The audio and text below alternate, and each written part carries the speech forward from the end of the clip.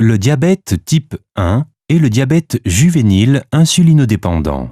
Cette forme de diabète est caractérisée par une insuffisance absolue en insuline liée à un trouble congénital de la production d'insuline par le pancréas. Le taux de glycémie dans le sang est normalement soumis à un circuit de régulation sensible qui garantit que les molécules de glucose absorbées par l'intestin sont transportées vers le foie par voie sanguine.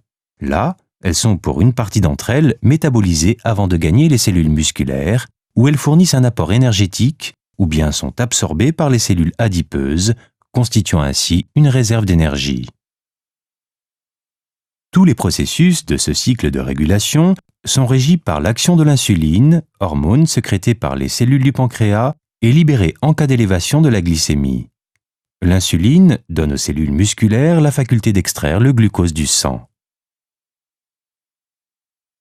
On parle de diabète lorsqu'une perturbation du circuit de régulation provoque une élévation passagère ou durable de la concentration de glucose dans le sang.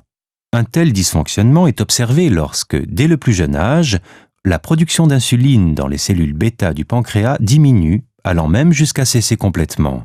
Ce phénomène est dû à la destruction immunologique des cellules. Il provoque une insuffisance absolue en insuline, pouvant survenir à tout âge. Le seul traitement envisageable de cette maladie consiste en un apport externe d'insuline. Les méthodes et les appareils modernes d'administration de l'insuline ont permis d'améliorer nettement la qualité de vie des malades atteints de diabète insulinodépendant.